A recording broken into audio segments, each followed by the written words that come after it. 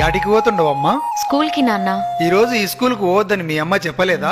చెప్పలేదు. ఎందుకు వెళ్ళకూడదు నాన్న? మల్లమ్మ, దీనికి 1000 సార్లు చెప్పిన గుర్తుండి సావదు. ఒసే మతిమరు మల్లమ్మ, ఎక్కడున్నావే? ఏందయ్యా పెన మీద పోసిన ఉప్పులాక గట్ల రంతు చేస్తుండవు? ఇట్లా రద్దు చేయకపోతే నీ మొగునున్న ఈ విషయం కూడా మర్చిపోతావు. గుర్తు చేసినావు కదా, ఇంట్లో పనులన్నీ గట్లనే ఉన్నాయి. ఒసే మల్లమ్మ, కొంచెం ఆగు. ఏందయ్యా నసబెట్టి సంపుతుండవు? ఏం కావాలి? ఈ రోజు దేవక్కి పూల్ పనులని చెప్పలేదా? నాకు పూల్ పనులేంటి నాన్న విచిత్రంగా? పూల్ పండ్లు నీకు కాకపోతే నాకు పెట్టిస్తాడా? పుస్తకాలు లోపల పెట్టి ముందు సీర కట్టుకోపా. నువ్వు కూడా అలా మాట్లాడతావేంటమ్మా? 2 నెలల్లో 10వ తరగతి పరీక్షలున్నాయి. అయినా నేను బాగా చదువుకొని కలెక్టర్ అవ్వాలి. నేను ఇప్పుడే పెళ్లి చేసుకోనమ్మా. కలెక్టర్ కావాలంటే చాలా పైసలు కావాలా బిడ్డ?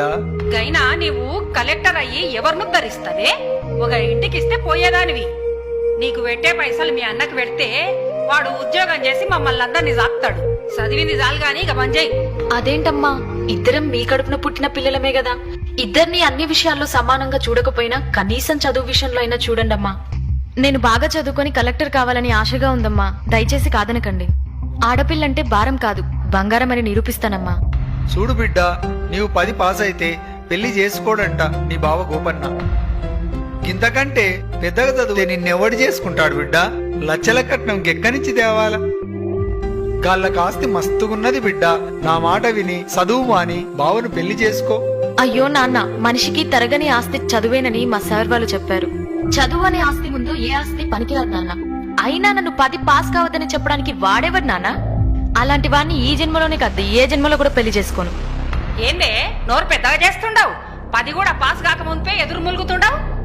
ఇంకా పెద్దగైతే మా మాట వింటావా? పుస్తకాలు ఇంట్లో పెట్టి పోయి చీర కట్టుకోపా.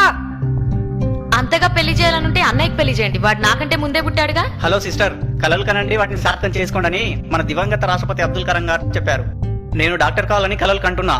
నన్ను పెళ్లి ఊబిలోకి లాగి నా కలల్ని కలలు చేయొద్దు. నీకొక్కడికే ఉందా కలలుగానే స్వేచ్ఛ? నాకు లేదా? అమ్మాయిలకి కలలుగానే స్వేచ్ఛ ఉందో లేదో నువ్వే ఆలోచించుకో సిస్టర్. ఒకవేళ ఉన్నా అమ్మనాలతోని సామరస్యంగా మాట్లాడుకొని పరిష్కరించుకో. బాయ్ సిస్టర్, కాలేజీకి వెళ్ళొస్తా. ఇది మంచిగా చెప్తే వినేటట్టు లేదు. పుస్తకాలకి ఇక్కడి నన్ను చంపిన పర్లేదు, నేను పుస్తకాలు మాత్రం ఇవ్వను. నేను స్కూల్కి వెళ్తా. మీ మామకు మాట ఇచ్చినా బిడ్డ, నా ఇజ్జత్ తీయకు. లోన్కి పోవే. అమ్మా, వద్దమ్మా. హలో, ఫోన్ ఎత్తండి సార్. ఫోన్ ఎత్తండి సార్, ప్లీజ్. ఫోన్ ఎత్తండి సార్. హలో, ఎవరు? హలో సార్, నేను దేవకిని మాట్లాడుతున్నాను. ఎందుకమ్మా ఏడుస్తున్నావు?